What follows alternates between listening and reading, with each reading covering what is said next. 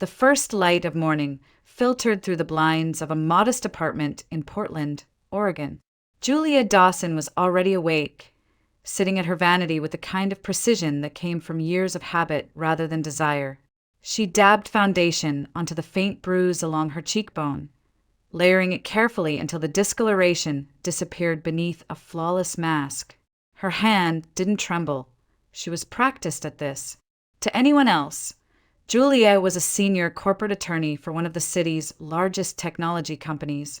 Colleagues described her as sharp, decisive, and unflinching in negotiation. But here, in the fragile silence of her own home, she moved like a woman hiding from shadows.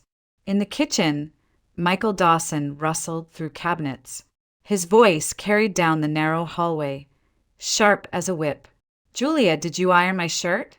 The blue one, not the gray. How many times do I have to remind you?" His words were not a question, but an accusation. Julia closed the compact and stood, smoothing the skirt of her suit. The attorney who could cite case law from memory was nowhere in sight. Instead, she was a wife who knew that the wrong shirt, the wrong breakfast, or the wrong expression could ignite a storm. She entered the kitchen quietly, setting a plate of toast and eggs on the table. Michael glanced up, his eyes narrowing at her blouse. "Why are you wearing that?" "Too fitted. You're going to the office, not a bar." He shook his head and muttered, "Try not to embarrass me." Julia bit back the instinct to respond. At work, she commanded rooms filled with executives. At home, silence was her only defense. She poured him coffee, careful not to spill a drop. The apartment was filled with small rituals like this, rituals meant to contain Michael's temper. The placement of his mug, the timing of breakfast, the color of her clothes. To an outsider, they might seem trivial. To Julia, they were survival. As Michael ate, he lectured, "You should appreciate what you have, Julia.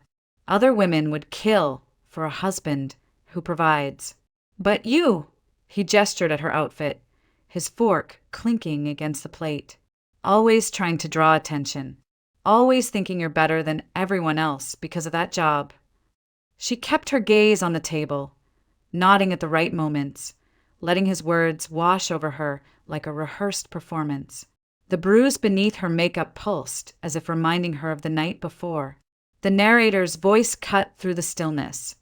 In the courtroom, she was sharp as steel, her words slicing through arguments with practiced ease.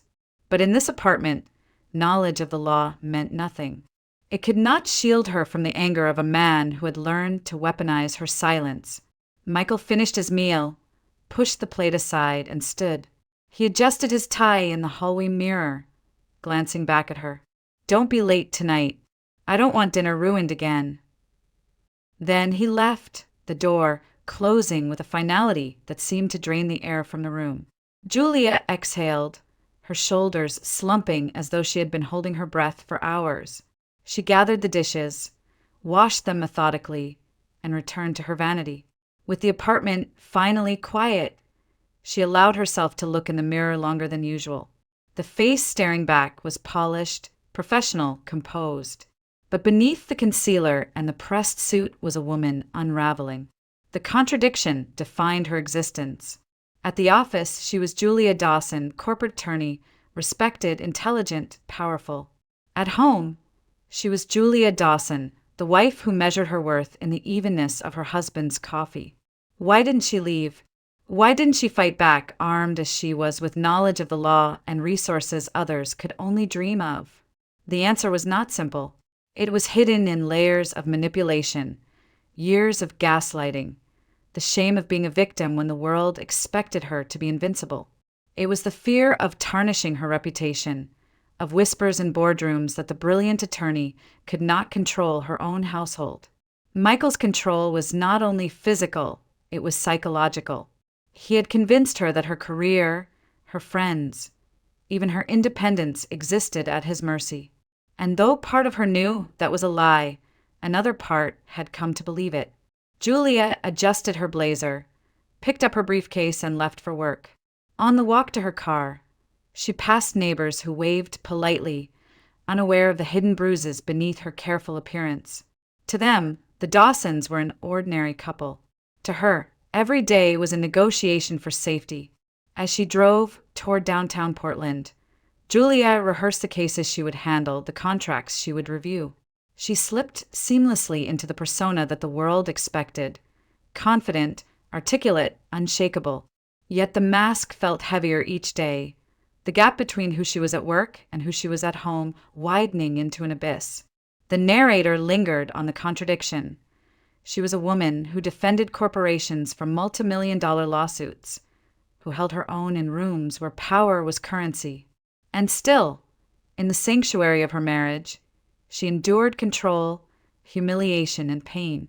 Not because she lacked knowledge, but because even the strongest can be broken by shame, fear, and the relentless weight of appearances. That morning ended as so many others had. Julia walking into her office building with her head held high, her secrets buried beneath designer fabric and a lawyer's poise. The day ahead would demand her brilliance, but the silence of her home would haunt her long after the courtrooms and conference rooms emptied. The evening began with the clatter of silverware and the low hum of the refrigerator filling the silence. Julia Dawson set a bowl of soup in front of Michael, her movements deliberate and careful.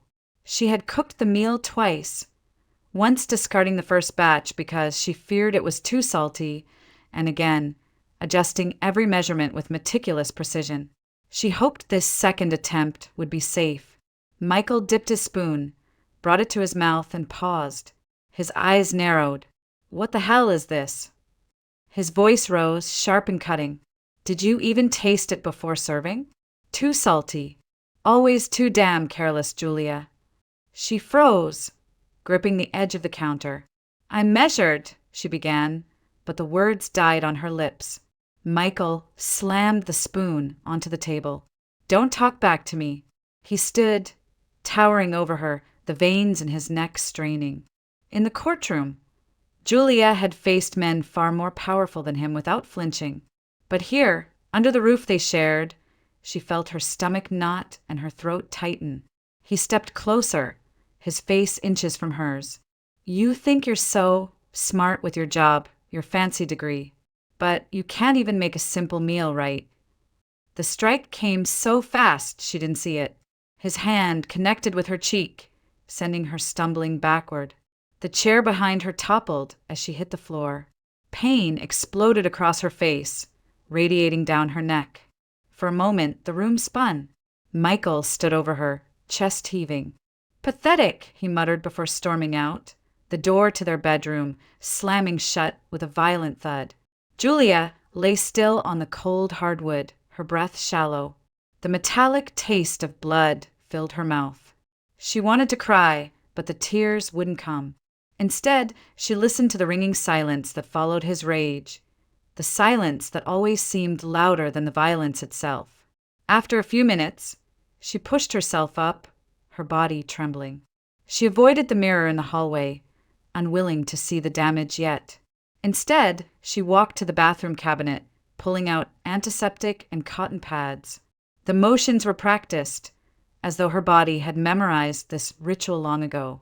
She dabbed at the cut on her lip, wincing as the sting shot through her. The bruise on her cheek was already darkening.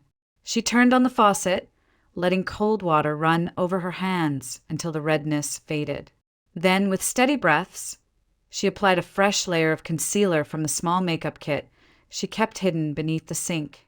The narrator's voice cut through, heavy with quiet truth. In hospitals across America, doctors are trained to notice the signs of domestic abuse. Reports are filed, questions are asked, and records are kept. Julia knew this. She knew better than anyone that one visit to the ER could trigger an investigation. And that was exactly why she refused to go. Shame, fear, and the desperate need to keep her private life hidden from colleagues kept her in this bathroom, alone, covering bruises instead of exposing them. She opened the drawer beneath the sink and pulled out an old smartphone, one Michael didn't know about. Its screen was cracked, but the camera still worked. Julia lifted it, snapped a picture of her cheek, then another of her lip. She scrolled back through the gallery. The images told a story she had been too afraid to put into words. A timeline of bruises, cuts, and swelling. Her hands shook as she saved the photos to a hidden folder. Someday, she told herself this would matter. Someday she would need proof. From the bedroom came the muffled sound of the television. Michael was watching sports, his anger already redirected, his violence forgotten as quickly as it had come. That was the cycle. Rage, explosion, silence. Tomorrow he might apologize, or he might act as though nothing had happened. Either way, the result was the same. Julia sat on the bathroom floor, her back against the cool tile wall. She wrapped her arms around her knees and buried her face, but she didn't cry. The tears had stopped coming months ago. What replaced them was something colder, a numb acceptance that this was her life for now. The narrator lingered. She had built a reputation in Portland's legal community as unshakable, a woman who dismantled contracts and dissected loopholes without breaking stride. Yet in her own home, she shrank into silence, carrying wounds she refused to let the world see. The law was her weapon in courtrooms. Here it was useless. Here it was just paper against a storm of fists and words. Eventually, Julia rose, washed her face, and reapplied her makeup until the bruise was no longer visible. She placed the phone back into its hiding spot, wiped the counter clean, and straightened the bathroom as though nothing had happened. When she emerged, the apartment looked the same, but she no longer did. Michael's laughter drifted down the hall from the living room, jarring in its normalcy. Julia slipped quietly into the bedroom, pulling the covers over herself, fully clothed. Her body ached, but sleep came anyway, heavy and restless. Tomorrow would bring another morning, another mask, another performance. And the cycle would continue. The next morning, Julia lingered at her front door longer than usual. The apartment was still, Michael gone for the day, his scent lingering in the air like smoke after a fire. She pressed her palm against the faint bruise beneath her makeup. It throbbed with each heartbeat, a reminder of the night before. Her chest felt tight, as though silence itself was suffocating her. Across the hall, a door creaked open. Agnes Miller, the elderly woman who lived alone in the opposite apartment, stepped out with a small trash bag. Her movements were slow, deliberate, the kind of careful rhythm born from age and experience. She looked up, caught Julia's eye, and paused. "Morning, Julia," Agnes said gently, her voice low. Julia forced a polite smile, the kind she gave strangers who never looked too closely. "Good morning, Mrs. Miller." Agnes studied her face for a moment longer than courtesy required. Julia shifted uncomfortably, pulling her scarf higher around her neck. She thought she had hidden everything. Later that day, after work, Julia found herself standing before Agnes's door. She hadn't planned it. Her feet carried her there as if her body knew what her mind refused to admit. She knocked softly. The door opened, releasing the warm aroma of baked apples and cinnamon. Agnes smiled faintly. "Come in, dear. I was just making tea." Julia hesitated, then stepped inside. The apartment was cozy, filled with soft lamplight, doilies, and framed photographs of long-ago family gatherings. It was the kind of space that whispered safety. Julia's throat tightened as she sat at the kitchen table. Agnes placed a steaming cup of tea in front of her and took the seat opposite. For a moment, neither spoke. The silence stretched until Agnes finally broke it. "You don't have to pretend with me, Julia." Julia looked up sharply. "Pretend?" Agnes's eyes were kind but unflinching. "I've lived in this building for 30 years. Walls this thin. I hear more than I should. Michael's voice, the shouting, the crashes." She let the words settle gently, not as an accusation, but as recognition. Julia's hands trembled around the teacup. She tried to form words, but none came. Instead, tears filled her eyes, spilling down her cheeks before she could stop them. She pressed her hand against her mouth, a sob escaping despite herself. Agnes reached across the table, her wrinkled hand covering Julia's. "It's all right. You don't have to carry it alone." For the first time in months, Julia let herself cry freely. Her shoulders shook, her breath hitched, years of silence pouring out in broken sobs. Agnes didn't interrupt. She just held her hand, steady and strong, a lifeline in the storm. When Julia finally calmed, she whispered, "I thought I was hiding it. I thought no one knew." Agnes gave a sad smile. "That's what I thought once, too." Julia blinked. "You?" The older woman nodded. "My husband. Years ago. He was charming in public, cruel in private.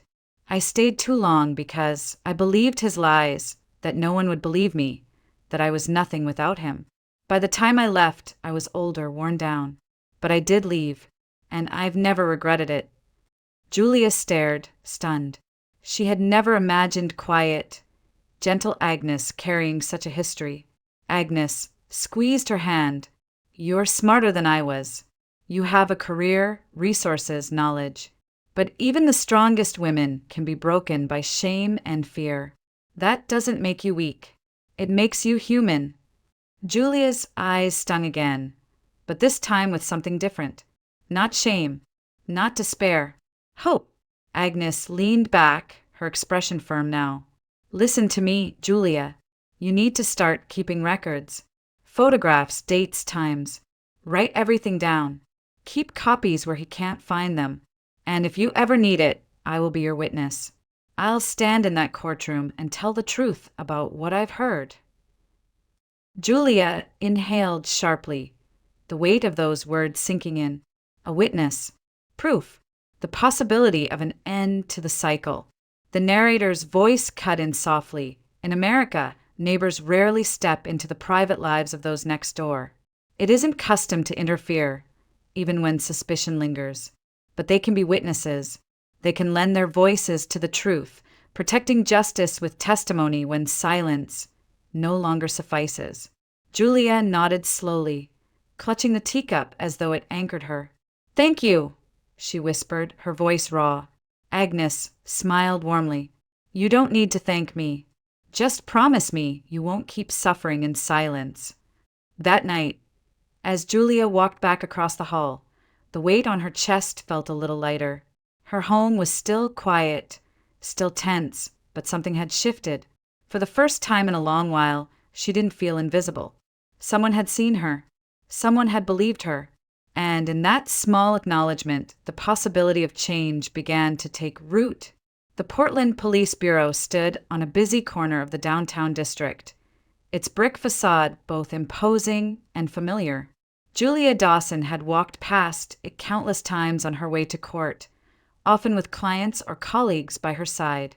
But today she stood alone, her heart pounding against her ribs as if trying to escape.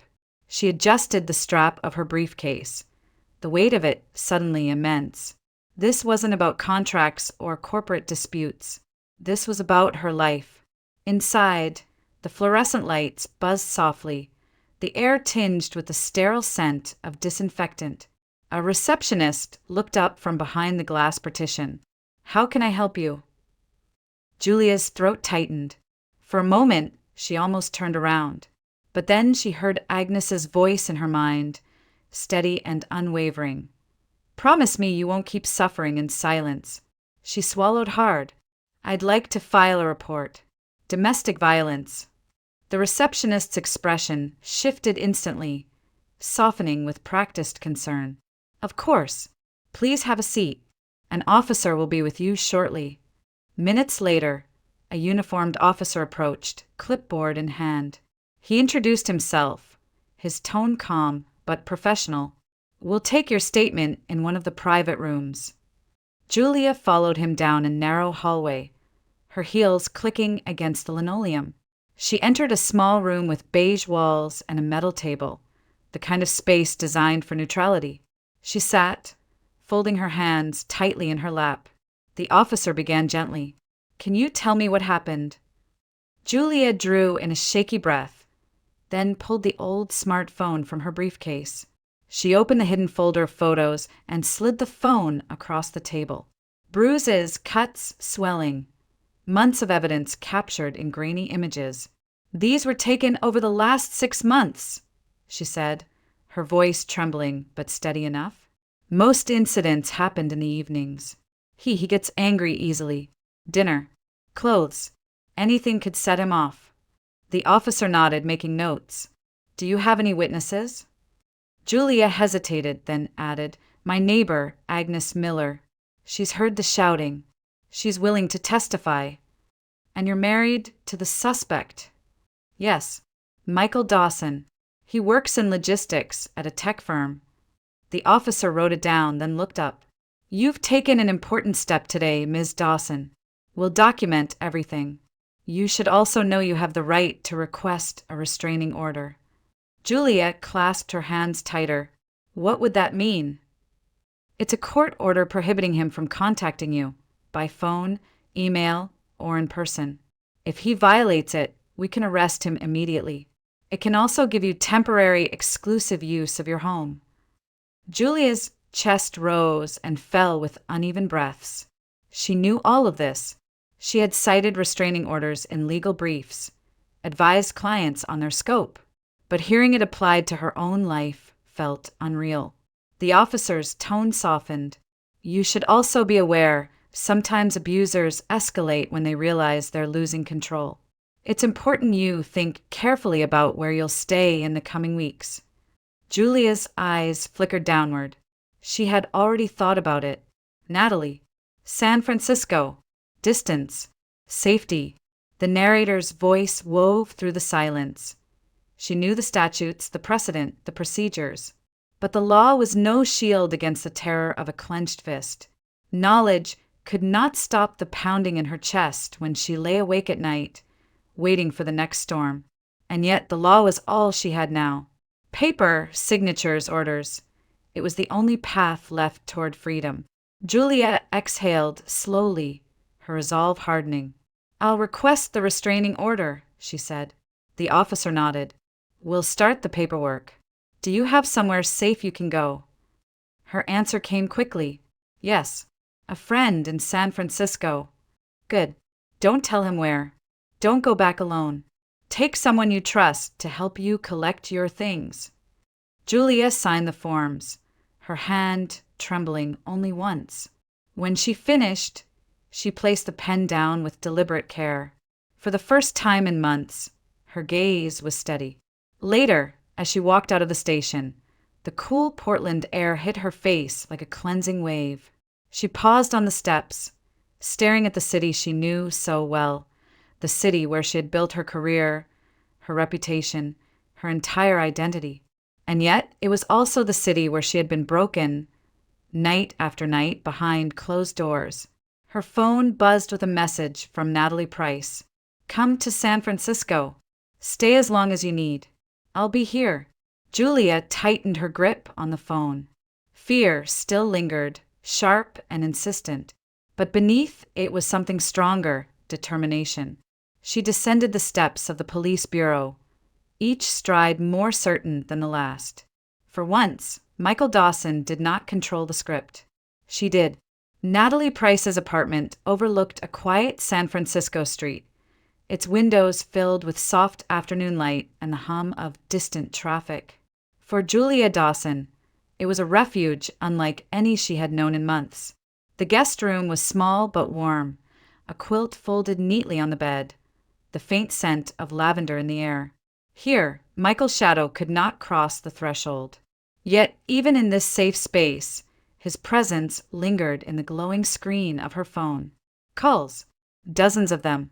Some messages dripped with remorse. "I'm sorry, Julia. I'll change. Please come home." Others burned with fury. "You think you can run? You'll regret this." The cycle repeated itself hour by hour, a carousel of apologies and threats. Julia saved everything. She scrolled through the call logs, taking screenshots, forwarding them to the folder she had begun to build, the evidence Agnes had urged her to collect. Each message was another thread in the tapestry of proof, though it left her hands trembling to read them. One evening, as she sat at the kitchen table with Natalie, her phone buzzed again. Michael's voice filled the voicemail, hoarse and desperate. "You belong to me, Julia. Don't you dare think you can hide behind your friends or your job. I'll find you." Natalie reached across the table, hitting the stop button before the message finished. Her eyes blazed. "He's unhinged. You need to block him." Julia shook her head, her voice low but firm. "I can't. Every word is evidence. If I cut him off, I lose the trail. The police need this." Natalie exhaled sharply, then softened. "You sound like the attorney you are. Strong, strategic." She squeezed Julia's hand.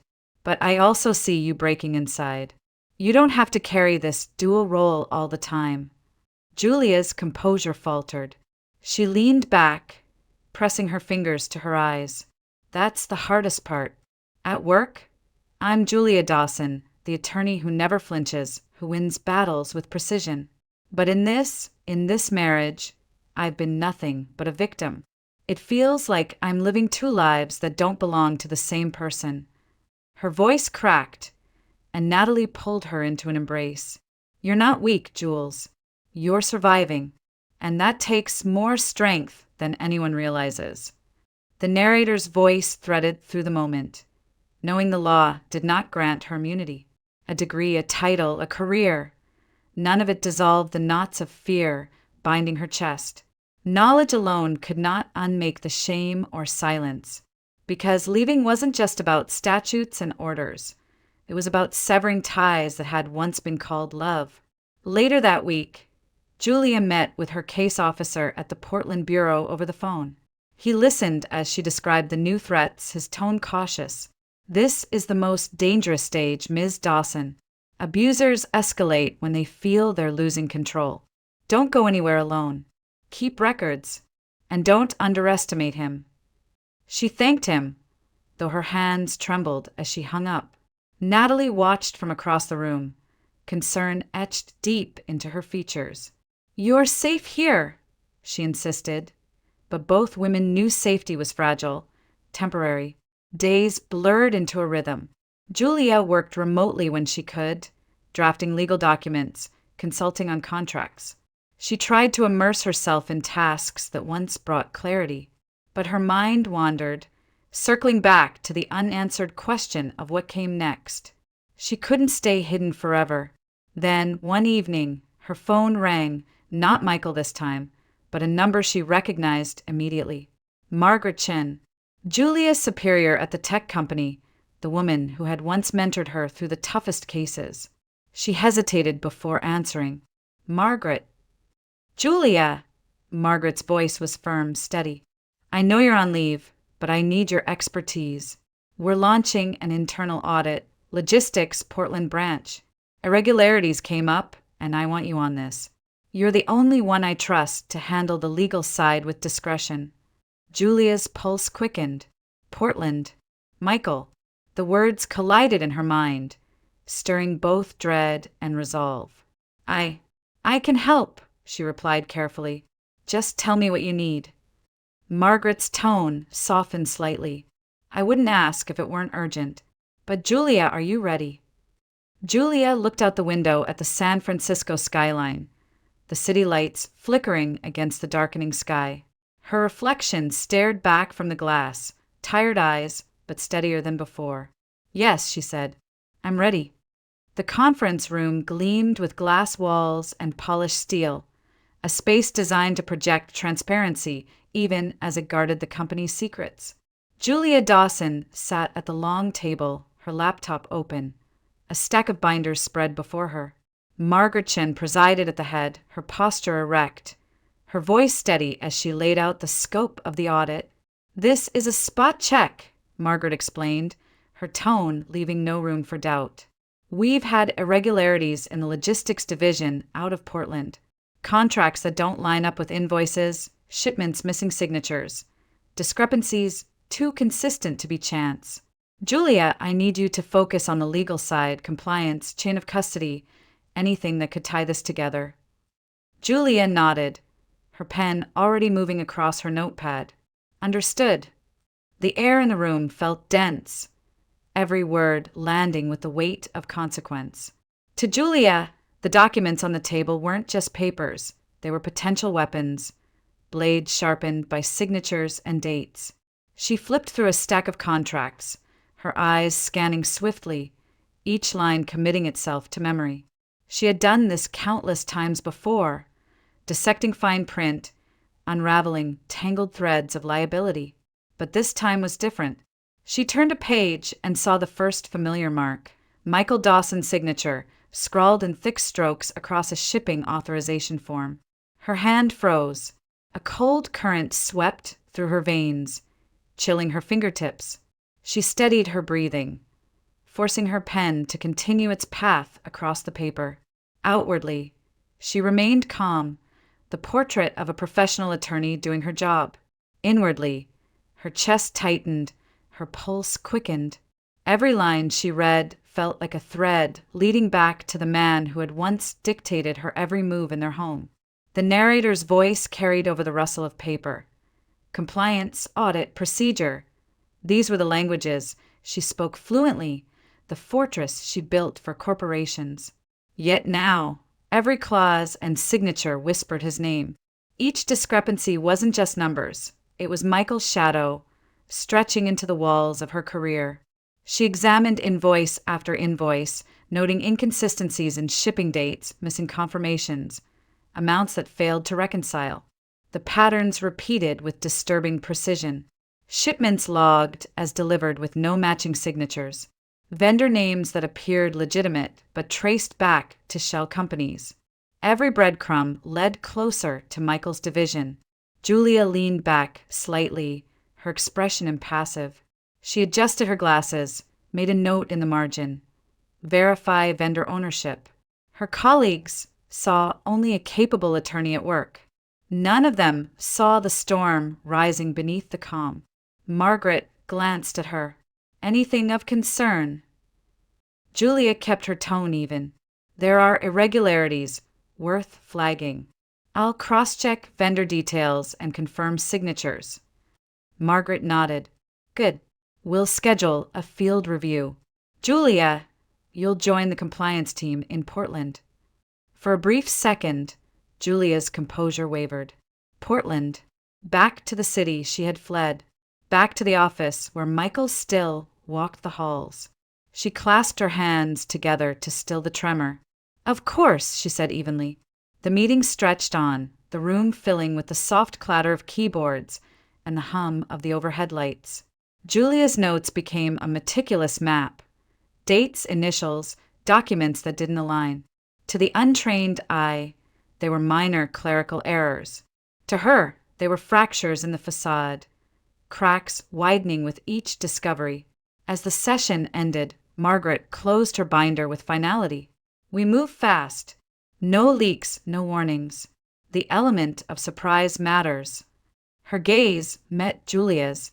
Can you handle that? Julia hesitated for the briefest moment, then nodded. Yes. When the others filed out, Julia lingered. She stared at the paper still spread across the table, her eyes landing again on Michael's signature.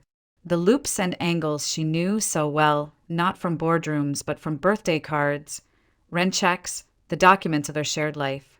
That familiar scrawl was now evidence of something larger, something far beyond their marriage. She gathered her materials into a neat stack, sliding them into her bag. Her reflection stared back from the glass wall, composed, steady, unshakable. But inside, her stomach twisted. The idea of walking back into Portland, into his world, filled her with dread. Yet it also sparked something else. Resolve.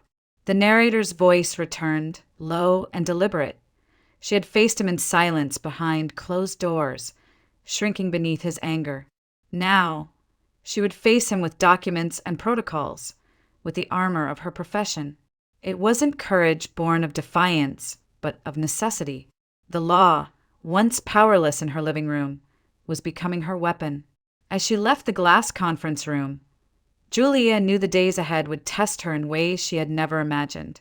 But the decision was already made.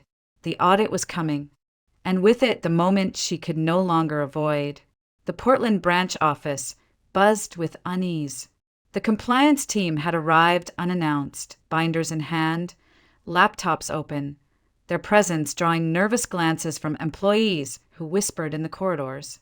Julia Dawson walked with measured steps through the glass doors, her ID badge clipped neatly to her blazer, the polished air of authority surrounding her. To those who didn't know her story, she looked like any other senior attorney conducting a routine audit.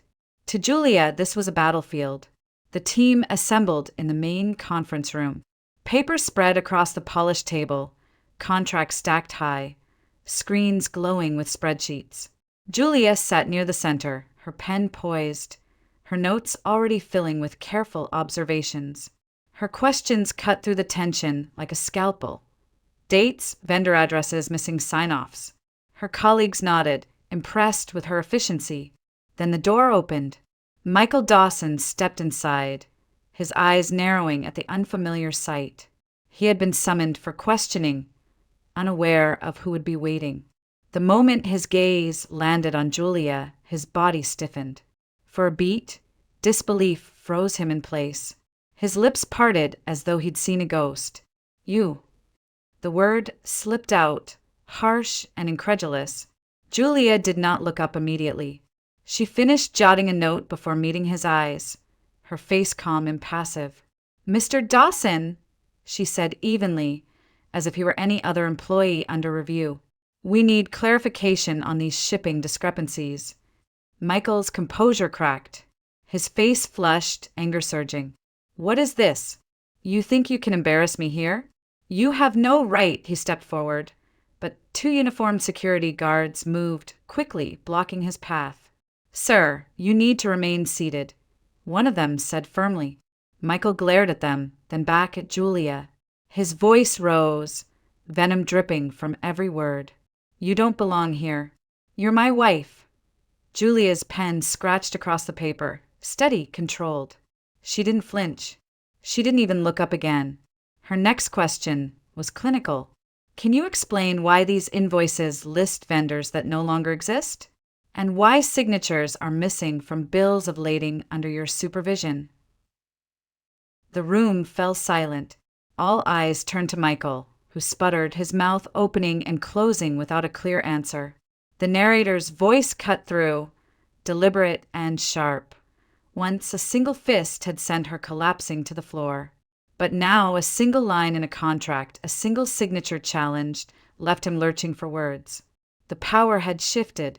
The silence that once belonged to her now wrapped itself around him. Michael slammed a fist onto the table. "This is a setup," he barked. "She's doing this to get back at me." Julia's voice remained calm, almost cold. "The documents speak for themselves. Either you provide an explanation, or we'll proceed with escalation to headquarters." Margaret Chin, seated at the head, interjected smoothly. "Mr. Dawson, this is not personal. This is corporate compliance. Please answer the question." Michael's chest heaved. He glanced around the room, searching for support, but found only lowered eyes and uncomfortable silence. Julia kept her gaze on the paperwork. Her hand moved across the page, documenting his reactions with precision. Each note was a brick in the case being built, each observation another layer of distance between the woman who once cowered and the attorney who now held the pen. The questioning continued for over an hour. Julia led with quiet authority, dissecting contracts, pointing out irregularities, asking Michael for clarification he could not provide. Each time he grew agitated, security shifted closer, their presence a reminder of boundaries he could no longer cross. At last, Margaret closed her binder with finality. "That will be all for today. Mr. Dawson will review this further at headquarters tomorrow morning. You are expected to attend." Michael shot to his feet, his chair scraping loudly against the floor. He glared at Julia, his voice shaking with rage. "This isn't over." Security moved swiftly, guiding him toward the door. His protests echoed down the hallway until they were swallowed by distance. Julia exhaled softly, her pen finally resting. She glanced at the page before her, meticulous notes, Discrepancies circled, timelines aligned. Evidence, all of it. She closed her notebook, her movements deliberate, her face serene. The narrator's voice lingered, steady and resolute. The woman who had once counted bruises in secret now counted signatures and missing documents. In the world of compliance, there were no fists, no shouting matches, only facts. And facts, unlike tempers, could not be silenced. As the team packed up their files, Julia rose. Her legs trembled faintly beneath the table, but she stood tall, gathering the binders into her arms. She had faced him without shrinking. She had done her job, and tomorrow the real reckoning would begin. The headquarters in San Francisco loomed with glass and steel, a monument to power and precision. Inside, the executive conference room pulsed with a tense energy. The CEO sat at the head of the table, flanked by the heads of legal, compliance, and finance. Julia Dawson occupied a seat along the side, her notepad open, her pen steady. She did not need to speak loudly today. She had done her part already. The documents would speak now. The door opened. Michael Dawson entered, his expression a mixture of arrogance and unease. He adjusted his tie, but the confidence seemed forced, brittle. He scanned the room, and when his eyes landed on Julia, the mask cracked.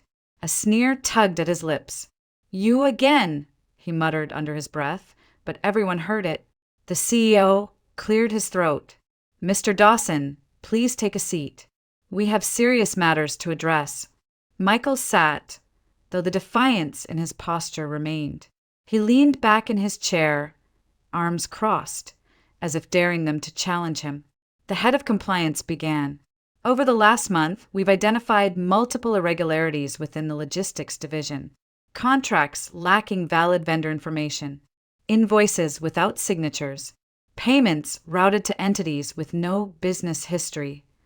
He slid a thick folder across the table. "Your name appears repeatedly on authorizations." Julia kept her gaze on the papers before her, her pen moving with quiet precision. She recorded every word, her handwriting crisp and deliberate. Michael glanced at the folder, then back at the panel. "Clerical errors. That's all. You know how these things pile up." The head of legal responded evenly. "Clerical errors do not explain fabricated signatures or ghost vendors. These aren't isolated mistakes. They form a pattern." Michael shifted, his bravado faltering. "You think this is me? Maybe you should be looking at her." He jabbed a finger toward Julia. "She's my wife. She's had it out for me for months. This is personal." All eyes turned briefly to Julia. She did not look up. She merely drew a neat line beneath her last note and continued writing. Her silence was louder than his outburst. The narrator's voice flowed steady. Once her silence had been survival, endured under his roof. Now her silence was power. She didn't need to raise her voice. The process, the evidence, the law itself, carried the weight for her. The CEO leaned forward, his tone clipped. "Mr. Dawson, this is not about personal disputes. This is about company integrity. The evidence is clear." Compliance presented chart after chart, mismatched numbers highlighted in red. Legal pointed to contracts where vendor addresses led to empty lots. Finance traced payments disappearing into accounts with no legitimate ties. Each slide was another nail in the coffin, another blow Michael could not deflect. His voice rose, desperate now. "You're framing me. This is all her doing. She's manipulating this because of our marriage." The head of HR cut in sharply. "Your conduct here only strengthens the case against you. This is not about your marriage.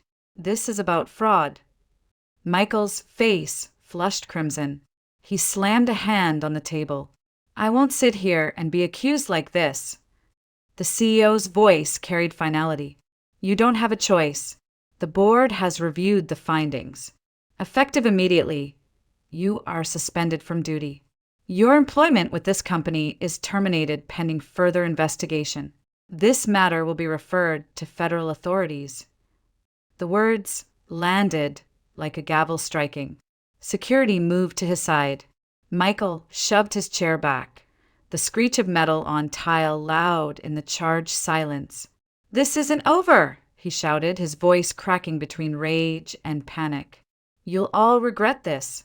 And you," he pointed directly at Julia, his hand shaking. "You'll pay for this humiliation." The guards took hold of his arms, guiding him firmly toward the door. His protests echoed down the hall until they faded, swallowed by the vastness of the building. The conference room remained still. Papers lay scattered, screens glowed faintly, but no one spoke for a moment. Julia exhaled slowly, her pen finally resting on the pad. She hadn't said more than a handful of words. Yet she had witnessed the downfall of the man who had once made her tremble in her own home.